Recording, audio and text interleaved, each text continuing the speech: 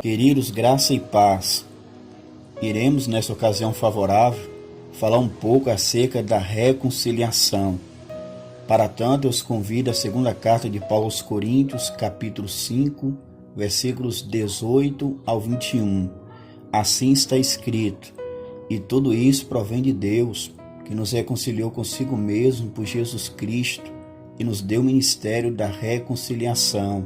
Isto é, Deus estava em Cristo, reconciliando consigo o mundo, não lhes imputando seus pecados, e pôs em nós a palavra da reconciliação, de sorte que somos embaixadores da parte de Cristo, como se Deus por nós rogasse. Rogamo-vos, pois, da parte de Cristo, que vos reconcilieis com Deus. Aquele que não conheceu o pecado, o fez pecado por nós, para que nele fôssemos feitos justiça de Deus. Povo de Deus, a ideia central dessa passagem que acabamos de ler é a reconciliação. Esse assunto precisa ser exposto para compreendermos o que significa termos paz com Deus e para termos a capacidade de proclamarmos com propriedade essa mesma reconciliação aos pecadores. Pois bem, Paulo escreveu essa carta com alguns propósitos, inclusive para fazer uma defesa do seu apostolado. Isso porque os falsos ensinadores estavam dizendo aos coríntios que Paulo estava ensinando a mensagem errada e com a motivação errada. Diziam eles que Paulo tinha interesse financeiro em fazer o que fazia.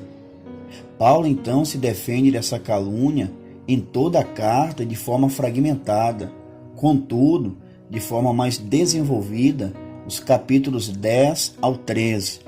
Aqui no capítulo 5 e início do capítulo 6, Paulo apresenta 3 motivações para o seu ministério. Nos versículos 11 ao 13, ele era motivado pelo temor do Senhor. Nos versículos 14 ao 17, ele era motivado pelo amor do Senhor. E nos versículos 18 ao 21 e os versículos 1 e 2 do capítulo 6, ele era motivado pelo chamado do Senhor. Sim, ele fora vocacionado para ser o embaixador da reconciliação. E o texto em questão pode ser dividido em 3 partes: o autor da reconciliação, que é Deus, o agente da reconciliação, que é Cristo, e os embaixadores da reconciliação, que além de abranger Paulo e os demais apóstolos, abarca também todo verdadeiro seguidor de Jesus Cristo. Vamos então, amados, à análise de cada um desses pontos, a começar pelo autor da reconciliação. Notem comigo os versículos 18 e 19. E tudo isso provém de Deus, que nos reconciliou consigo mesmo por Jesus Cristo e nos deu o ministério da reconciliação. Isto é, Deus estava em Cristo, reconciliando consigo o mundo, não lhes imputando os seus pecados, e pôs em nós a palavra da reconciliação. Queridos, a reconciliação é uma obra divina e não humana, de Deus e não dos homens. John Stott é da opinião que a ênfase principal dessa passagem está nas primeiras palavras. Tudo isso provém de Deus. E acrescenta que talvez as palavras tudo isso faz referência ao tudo se fez novo da nova criação com a qual o versículo anterior termina. E na sequência, o texto mostra que Deus nos reconciliou consigo mesmo. Mas o que significa a palavra reconciliação? Meus irmãos, a palavra reconciliação aparece 6 vezes em um Novo Testamento, sendo que 2 com uma conotação prática e 4 com uma conotação doutrinária, que é o sentido focal do nosso sermão. Nos textos paulinos, reconciliação significa mudar ou fazer diferente e diz respeito à restauração de um relacionamento, à renovação de uma amizade. As Escrituras atestam categoricamente que Deus fez um homem perfeito, com um relacionamento perfeito.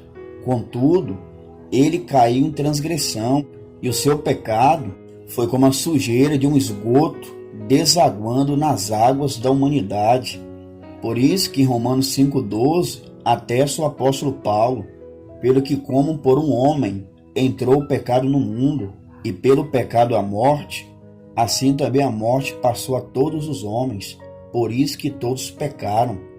Em Romanos 3,23, Paulo também assevera: porque todos pecaram e destituídos estão da glória de Deus. Logo, o ser humano é pecador por natureza e por prática, e assim sendo, ele está em uma condição de inimizade contra Deus. Eles são, em termos mais claros, inimigos de Deus. Essa, irmãos, era a nossa triste situação antes da conversão. Éramos, de acordo com Romanos 5,10, inimigos de Deus. E mais, essa inimizade era de ambos os lados. A barreira entre Deus e nós era constituída tanto por nossa rebeldia a Ele, quanto por sua ira sobre nós por causa de nossa rebeldia. Não é debalde que no Salmo 7, verso 11, lemos assim: Deus é um juiz justo, um Deus que se ira todos os dias. Mas apesar dos nossos deméritos, Deus, o ofendido, buscou uma reconciliação com os ofensores. Nos escritos de Paulo, Deus é sempre o reconciliador, até porque somente Deus, em graça maravilhosa e grande poder, pode mudar um relacionamento de inimizade para amizade. Lemos nesse texto de 2 Coríntios capítulo 5, Deus reconciliando, Deus concedendo o ministério e a palavra da reconciliação, Deus apelando, Deus fazendo Cristo pecado por nós.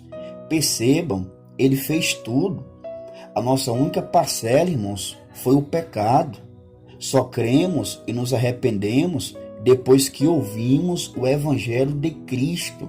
Se Deus não tivesse tomado essa iniciativa, estaríamos perdidos. Louvado seja Deus, o autor da reconciliação. Isso, irmãos, além de concitar a adoração, nos faz humildes, pois se hoje temos amizade com Deus, temos um relacionamento pacífico com Ele, tudo isso devemos a Ele, porque dele, por Ele e para Ele são todas as coisas. Glória, pois, a Ele eternamente. Amém. Vamos então ao segundo ponto, o agente da reconciliação. Através de quem Deus nos reconciliou consigo mesmo? Os versículos 18 e 19 nos dão a resposta de forma clara como cristal. E tudo isso provém de Deus, que nos reconciliou consigo mesmo por Jesus Cristo e nos deu o ministério da reconciliação. Isto é, Deus estava em Cristo, reconciliando consigo o mundo, não lhes imputando os seus pecados, e pôs em nós a palavra da reconciliação. Note, irmãos, que Jesus é o intermediário, o mediador da reconciliação de Deus conosco. Por isso que em João 14, versículo 6, o próprio Jesus disse: Eu sou o caminho e a verdade e a vida. Ninguém vem ao Pai senão por mim. O apóstolo Paulo ratifica a mediação perfeita de Cristo em 1 Timóteo capítulo 2, versículo 5, porque é um só Deus e um só mediador entre Deus e os homens, Jesus Cristo, homem. Os versículos 18 e 19 deixam evidente que o Pai, o autor da reconciliação, fez a reconciliação por Jesus Cristo e em Cristo. Eu não sei se vocês notaram, mas Paulo muda a preposição por Jesus Cristo para em Cristo. Com isso, Paulo mostra que Deus não fez a reconciliação estando distante, mas ele o fez presente em Cristo, enquanto este realizava o seu sacrifício único, perfeito e eficaz. Outro detalhe importantíssimo é que quando Paulo usa a expressão por meio de, ele nos dá a certeza de que a reconciliação é algo real e completo, assim como a palavra diâmetro significa a medida total de um círculo. Ele reconciliou, isto é, ele completou essa obra no passado. Ela já está concluída. Assim sendo, nada nem ninguém podem desfazer essa reconciliação. Que maravilha! Os verdadeiros crentes estão eternamente seguros. Esse texto mostra para nós que por meio de Cristo estamos em uma condição de paz perpétua com Deus. Isso é um privilégio que exige que vivamos de tal maneira a fazer jus a essa condição privilegiada. Outro detalhe é que no versículo 18, Deus nos reconciliou consigo mesmo, mas no versículo 19, ele também reconciliou consigo o mundo. O mundo aqui é tão abrangente quanto todos do versículo 14. O mundo é a raça humana. A reconciliação feita por Deus abrange o mundo potencialmente, mas apenas os que se arrependem, aceitando a dádiva, são efetivamente reconciliados. A mesma ideia temos em 1 Timóteo 4,10, onde lemos: porque para isto trabalhamos e lutamos, pois esperamos no Deus vivo, que é o Salvador de todos os homens, principalmente dos fiéis. Como assim Deus é o Salvador de todos os homens? Deus, irmãos, é o Salvador de todos os homens potencialmente, mas eficazmente somente daqueles que creem para a salvação. Mas quem pregará para o mundo que está em inimizade contra Deus? Além, amados, de termos a condição privilegiada ao sermos reconciliados com Deus, temos a partir de então a responsabilidade de levar essa mensagem de reconciliação aos que estão perdidos. Os versículos 18 e 19 acentuam que recebemos o ministério e a palavra da reconciliação. Agora temos a tarefa de trabalharmos pela paz. Devemos compartilhar com os homens o evangelho da paz, o evangelho da reconciliação. Jesus, em Mateus capítulo 5, versículo 9, disse: bem-aventurados os pacificadores, porque eles serão chamados filhos de Deus. Os pacificadores são aqueles que trabalham pela paz, que trabalham pela reconciliação dos pecadores. Mas para que essa reconciliação, irmãos, fosse efetiva, Deus fez duas coisas estupendas que nos deixam maravilhados. Em primeiro lugar, ele recusou-se a imputar a nós os nossos pecados. Sim, Deus não computou os nossos pecados contra nós. Atente outra vez para o versículo 19. Isto é, Deus estava em Cristo, reconciliando consigo o mundo, não lhes imputando os seus pecados. Obviamente, merecíamos que os nossos pecados fossem contados contra nós, até porque eram por eles que éramos inimigos de Deus. Se Deus levasse em conta os nossos pecados, estaríamos condenados. O salmista, no Salmo 130, salmo pregado com maestria pela diaconisa Jamile, em sua série de exposições nos Salmos de Romagem, destacou o seguinte no verso 3: se tu, Senhor, observares as iniquidades, Senhor, quem subsistirá? Deus, queridos, foi misericordioso. De outra sorte, sofreríamos as penalidades dos nossos pecados. Mas o que Deus fez com os nossos pecados, Ele os imputou em Cristo. Que coisa profunda! Essa é a base da nossa reconciliação. Olhem para o versículo 21. Aquele que não conheceu o pecado, o fez pecado por nós, para que nele fôssemos feitos justiça de Deus. Jesus Cristo, sendo plenamente santo, perfeito, ele se fez pecado por nós. Percebam que ele não se fez pecador, ele se fez pecado. Temos aqui, irmãos, a chamada doutrina da substituição. Jesus foi o nosso substituto. A sua morte foi vicária, substitutiva. O Os nossos pecados não foram imputados a nós, mas foram imputados a Ele. O Pai puniu os nossos pecados em seu Filho. Jesus Cristo bebeu o cálice da ira de Deus. Vocês perceberam a troca? Jesus sofreu as penalidades legais pelos nossos pecados. O profeta Isaías, 700 anos antes do nascimento de Cristo, já havia profetizado esse fato. Ouçam Isaías 53, versículos 5 e 10. Mas ele foi ferido pelas nossas transgressões e moído pelas nossas iniquidades. O castigo que nos traz a paz estava sobre ele, e pelas suas pisaduras fomos sarados. Todavia, ao Senhor agradou moê-lo, fazendo-o enfermar, quando a sua alma se puser por expiação do pecado. Mas no versículo 21, irmãos, ainda lemos: para que nele, em Cristo, fôssemos feitos justiça de Deus. Temos aqui a doutrina da imputação. A propósito, há na Bíblia 3 imputações: a imputação dos pecados de Adão à humanidade, a imputação dos nossos pecados a Cristo, ele foi o nosso substituto, como já verificamos, e a imputação da justiça de Cristo aos crentes. Isso é maravilhoso, meus irmãos. Ao crermos no sacrifício de Jesus Cristo, fomos declarados justos, fomos justificados, pois a justiça perfeita de Cristo é atribuída a nós. É isso que lemos em Romanos capítulo 5, versículo 1. Sendo, pois, justificados pela fé, temos paz com Deus por nosso Senhor Jesus Cristo.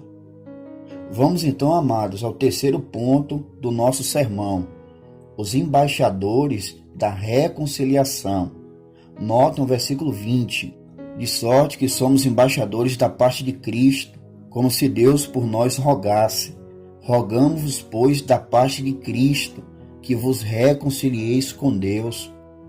Paulo e seus companheiros, irmãos, eram embaixadores da parte de Cristo, mas isso engloba cada verdadeiro seguidor de Jesus. Paulo aqui, ele mostra a dignidade do seu ofício ao se autodenominar embaixador.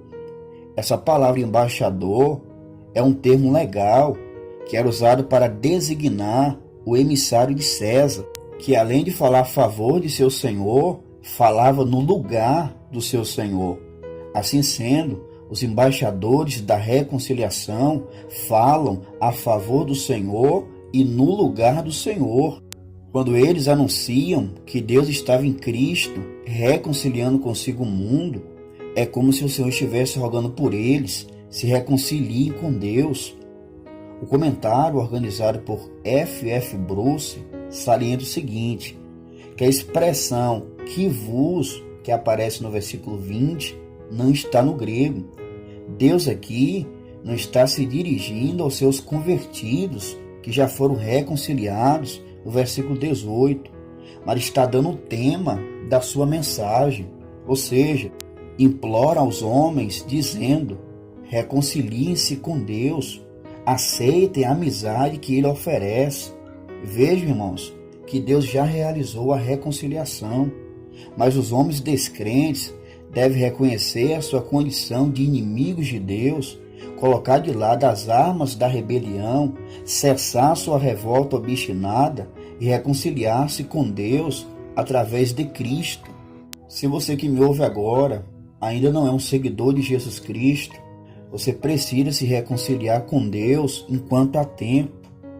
Pois bem, queridos, à luz desse texto que examinamos, eu quero chamar a vossa preciosa atenção para 3 aplicações conclusivas. Primeira, devemos crer e manter claro em nossa mente que a reconciliação é uma obra de Deus. Isso é importante porque o que cremos determina como vivemos. Se cremos nisso, iremos viver uma vida qualificada pela humildade e gratidão. Segunda, devemos ter uma afeição intensa e sincera pelo nosso Deus, por ter vindo ao nosso encontro e nos reconciliado consigo através de Jesus Cristo. Devemos nos deleitar nele para sempre. Esse Deus nos encanta. Ficamos maravilhados com a sua beleza. Já que ele nos reconciliou consigo mesmo, irmãos, devemos aproveitar, devemos desfrutar desse relacionamento pacífico com ele. Terceira, devemos nos comprometer com o anúncio da mensagem da reconciliação. Essa é uma obra urgente, ela não pode ser adiada, ela não pode ser postergada, ela deve ser executada. Temos esse privilégio e responsabilidade. Todos que foram chamados pelo Evangelho são enviados para anunciar o Evangelho. Éramos inimigos de Deus, agora temos paz com Ele. Éramos perdidos, agora devemos buscar os perdidos. Então, prezado irmão, pregue o Evangelho, mande mensagens evangelísticas através das redes sociais, marque com um amigo ou com um familiar um momento para você falar o Evangelho para eles, mas não ignore, não seja omisso quanto a essa obrigação.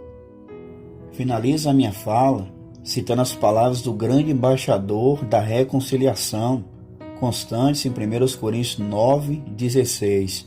Porque se anuncio o Evangelho, não tenho de que me gloriar, pois me é imposta essa obrigação, e ai de mim se não anunciar o Evangelho.